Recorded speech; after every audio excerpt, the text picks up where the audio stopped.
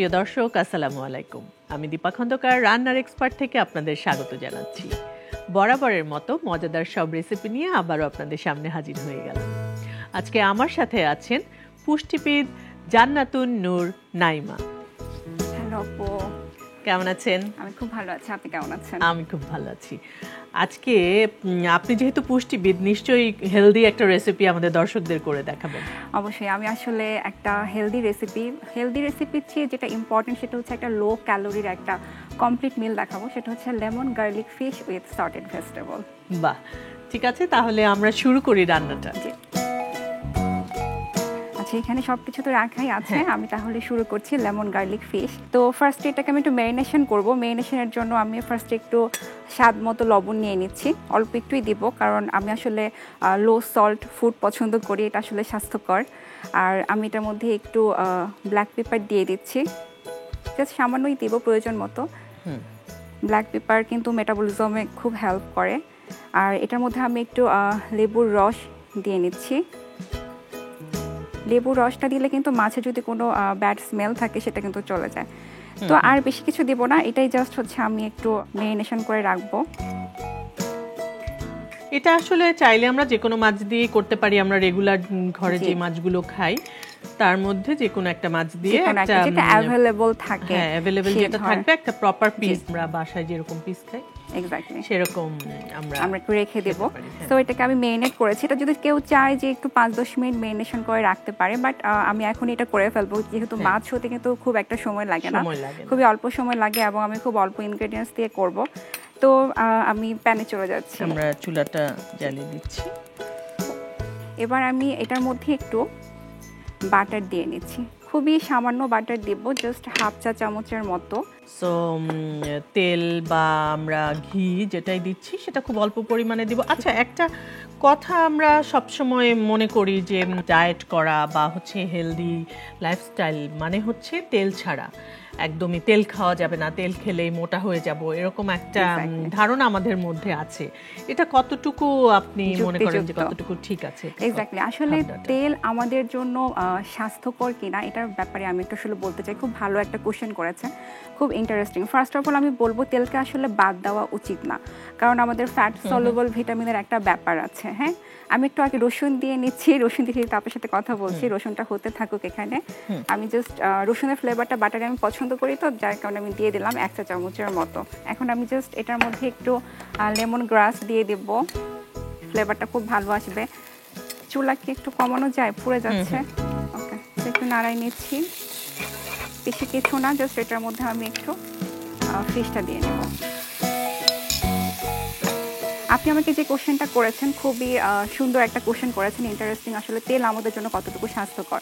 তেল কিন্তু আমাদের খাবার থেকে একদমই বাদ দিয়ে দেওয়া উচিত না, কারণ হচ্ছে তেলে কিন্তু ফ্যাট সলুবল ভিটামিনের একটা ব্যাপার আছে। আর এছাড়া আমাদের কিন্তু তেলে যেরকম ভালো ফ্যাটও আছে, খারাপ ফ্যাটও আছে। তেল তখনই আপনার জন্য ভালো হবে সেটা আপনি যে তেলে ইউজ করেন না কেন, যদি আপনি মডারেশন ইউজ করেন। যেমন হচ্ছে খুব বেশি অতিরিক্ত তেলের ব্যবহার থেকে যদি আমরা ওটাকে অ্যাভয়েড করতে পারি, তখন কিন্তু সেই তেলটা আমাদের জন্য খুব স্বাস্থ্যকর হবে। এছাড়া তেল যদি আমাদের সারাদিনে আমরা দৈনিক 3 থেকে 4 চা চামচের মতো ইউজ করি, তাহলে কিন্তু সেই তেলটা আমাদের জন্য কখনোই ক্ষতিকর না। তেলের আমাদের শরীরের জন্য ওটা বোধহয় ভালো বা দরকার আছে, বোধহয় অবশ্যই দরকার আছে। তেলের একটা ক্যালোরি বহুল চর্বি, যেটা আসলে আমাদের জন্য দরকার। একদমই শরীর থেকে তো আমাদের খাবার তালিকা থেকে ফ্যাট বাদ দিয়ে দেওয়া যায় না, অল্প একটু ফ্যাট কিন্তু আমরা রাখতেই পারি। আচ্ছা, এখন এটাকে আমি জাস্ট উল্টে দিব। আমার এই পাশটা হয়ে গিয়েছে।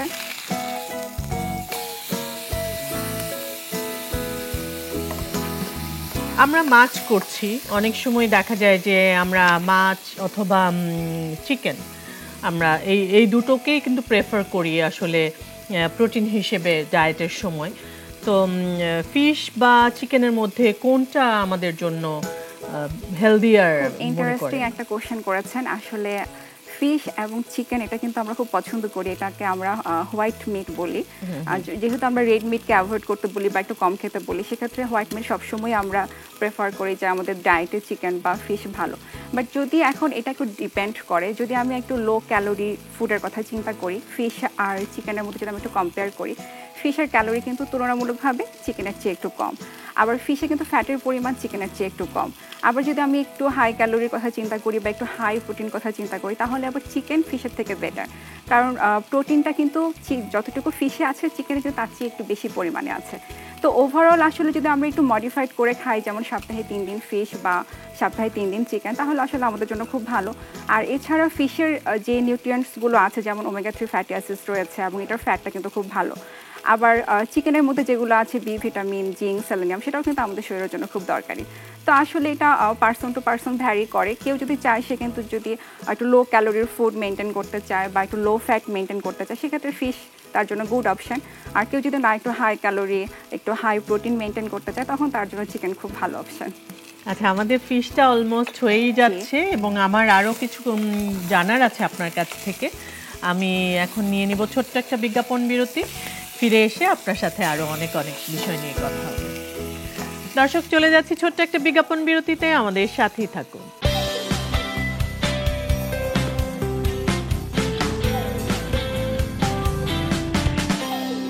ফিরে এলাম বিজ্ঞাপন বিরতি থেকে রান্নার এক্সপার্টে। আমাদের ফিশটা তো অলমোস্ট বোধহয় হয়েই গেছে। আমাদের হয়ে গিয়েছে। আসলে ফিশ হতে খুব একটা টাইম লাগে না, সো আমি এটাকে একটু উঠিয়ে নেই। আমরা তো সতে ভেজিটেবলটা করব। আমি উঠিয়ে নিচ্ছি। এখন এখানে আমি যে বাটার ফার্স্টে দিয়েছিলাম ওটার মধ্যে আমি সব ভেজিটেবলগুলোকে দিয়ে দেব। ফার্স্টে আমি এখানে গাজর দিয়ে দিচ্ছি এবং আমরা আসলে সবাই জানি আমাদের যে ভেজিটেবলের গুণাগুণের কথা, প্রচুর অ্যান্টিঅক্সিডেন্ট আছে, ফাইবার আছে। এবং এখানে যেহেতু আমি ফার্স্টেই মেনশন করেছি আমি একটু লো ক্যালোরি একটা কমপ্লিট মিল দেখাবো, সো আমি এখানে কার্বোহাইড্রেট হিসেবে কিন্তু ভেজিটেবলকেই নিয়েছি। এবং এগুলো কিন্তু একটু ক্রিস্পি খেতে ভালো লাগে আর কি, খুব বেশি যে বয়েল হতে হয় তা না, এভাবেই ভালো লাগে। তো আমি এক এক আসলে সব সবজি দিয়ে দিয়েছি। এটার মধ্যে আমি এখন গোলমরিচ দিয়ে দেব,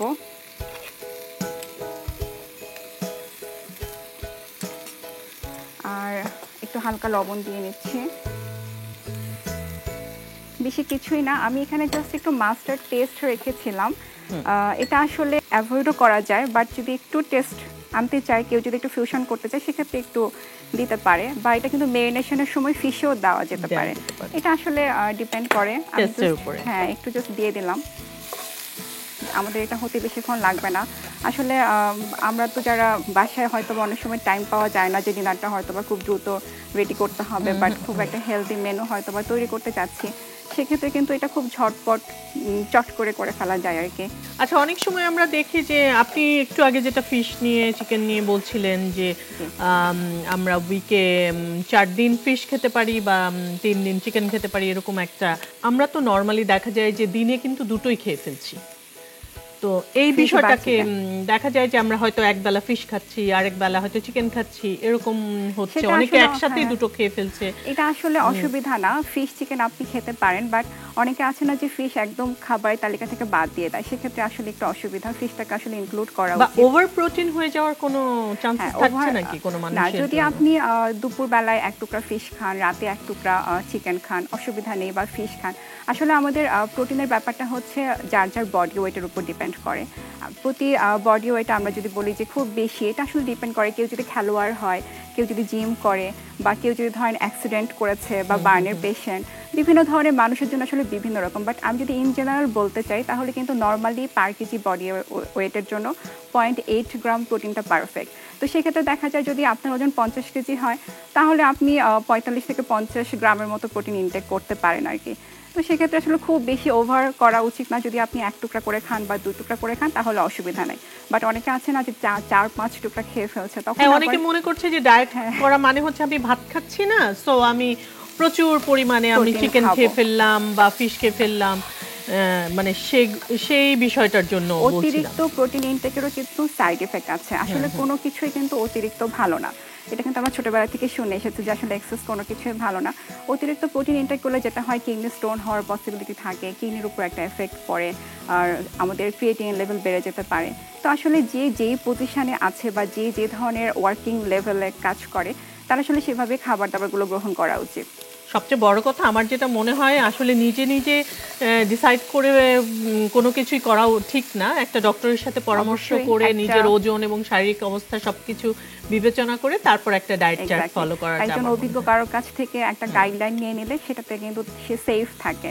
আবার নিজে নিজে করতে গেলে হিতে বিপরীত কিন্তু হতে পারে, কারণ অনেক সময় দেখা যায় যে ভিটামিন ডেফিসিয়েন্সিস হয়ে যাচ্ছে, অনেক উইক হয়ে যাচ্ছে, কারণ আসলে আমাদের ছোট ছোট খাবার থেকে কিন্তু আমরা ছোট ছোট জিনিসগুলো পেয়ে থাকি, মিনারেলস বলেন, ম্যাক্রোনিউট্রিয়েন্টস বা মাইক্রোনিউট্রিয়েন্টস বলেন। তো আসলে এগুলো যদি আমাদের খাবার তালিকা থেকে বাদ হয়ে যায় সেটা কিন্তু আমাদের জন্য আসলে একটু সমস্যা।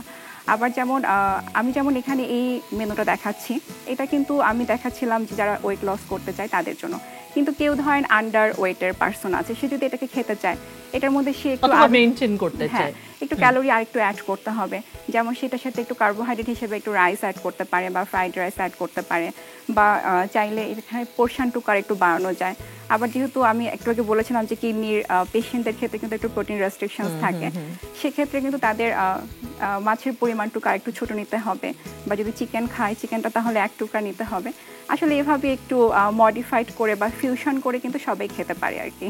আমাদের ভেজিটেবলটা আরেকটু বোধহয় হবে, তো এটা হতে হতে আমরা আরো একটা ছোট্ট বিজ্ঞাপন বিরতি নিয়ে নিচ্ছি। দর্শক, চলে যাচ্ছি ছোট্ট একটা বিজ্ঞাপন বিরতিতে, আমাদের সাথেই থাকুন।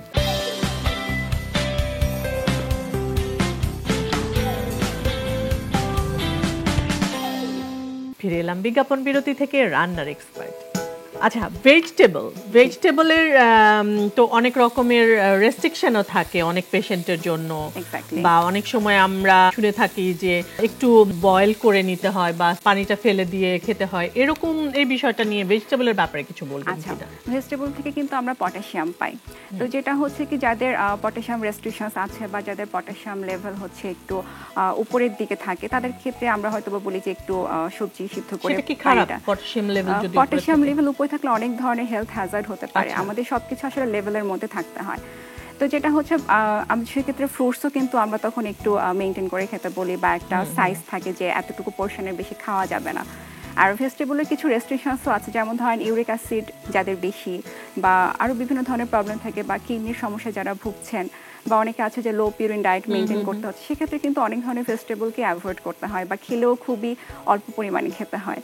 তো আসলে সব কিছু একটু বুঝে খেতে হবে। তবে কিছু সেফ ভেজিটেবল আছে যেটা সব অবস্থায় খাওয়া যায়, যেমন হচ্ছে লাউ, পটল, চাল কুমড়া, চিচিঙ্গা, ঝিঙ্গে, এগুলো কিন্তু সব ধরনের মানুষই খেতে পারে, সাদা সবজি যেগুলোকে আমরা বলি আর কি। হ্যাঁ, এবং শাকের ক্ষেত্রেও কিছু রেস্ট্রিকশনস থাকে। অনেকেই দেখা যায় যে সবজি খাচ্ছে কিন্তু প্রচুর পরিমাণে তেল মশলা দিয়ে সবজিটা করে খাচ্ছে, তো সেটা নিয়ে যদি একটু বলেন আর কি।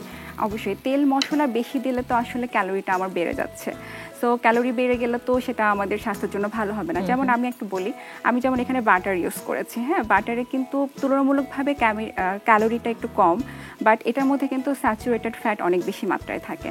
তো এখন যদি ধরেন কারো লিপিড প্রোফাইল বেশি, ধরেন কেউ হাই কোলেস্টেরলের প্রবলেমে ভুগছে, বা কারো শরীরে রক্তের ব্যাড কোলেস্টেরল যেটাকে আমরা এলডিএল বলে থাকি সেটা অনেক বেশি, তো সেক্ষেত্রে কিন্তু তারা বাটারটা অবশ্যই অ্যাভয়েড করতে হবে। সেক্ষেত্রে তারা একটু অলিভ অয়েল ইউজ করতে পারে, সেটা তার জন্য কিন্তু আবার হেলদি হবে।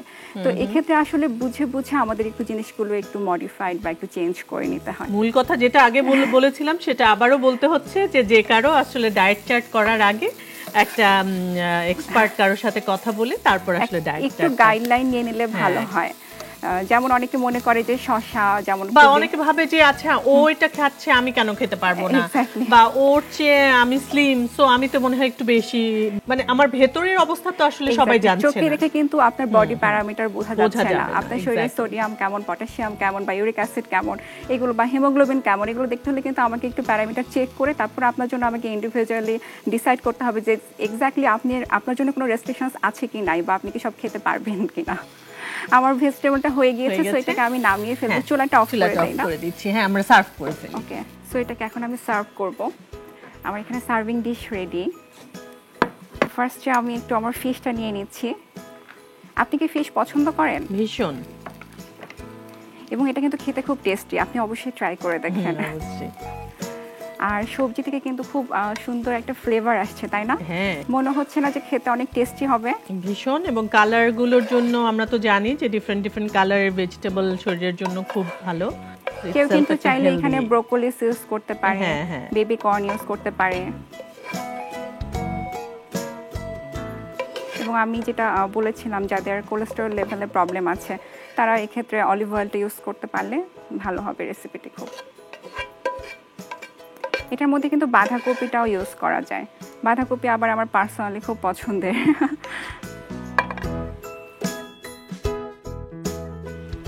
খুব চটজলদি করে তৈরি হয়ে গেল আমার একটা লো ক্যালোরির complete meal, lemon garlic fish with sauteed vegetable আপনার জন্য। Thank you so much. দর্শক, মজাদার লেমন গার্লিক ফিশ এবং সটেড ভেজিটেবল তৈরি হয়ে গেল। মাছের জন্য একটা টিপস আপনাদেরকে বলে দিই। ফ্রিজে মাছ রাখলে অনেক সময় আষ্টে গন্ধ হয়।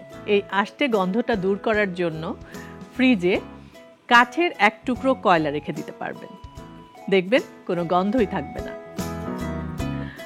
আপনাকে অনেক অনেক ধন্যবাদ, আপনি এত মজাদার একটা হেলদি রেসিপি আমাদের দর্শকদের সাথে শেয়ার করলেন। আপনাকে অসংখ্য ধন্যবাদ। আসলে আপনার সাথে গল্প করতে করতে রান্না করতে আমার খুবই ভালো লেগেছে এবং দর্শকদের সাথে আসলে একটা হেলদি রেসিপি শেয়ার করতে পেরেছি, আমি আসলে এনজয় করেছি। Thank you. দর্শক, এই ছিল আমাদের আজকের আয়োজন। দেখা হবে আগামী পর্বে নতুন কোনো রেসিপি এবং নতুন কোনো অতিথিকে সাথে নিয়ে। সে পর্যন্ত সবাই ভালো থাকবেন, সুস্থ থাকবেন, সুন্দর থাকবেন আর অবশ্যই রান্নার এক্সপার্টের সাথেই থাকবেন।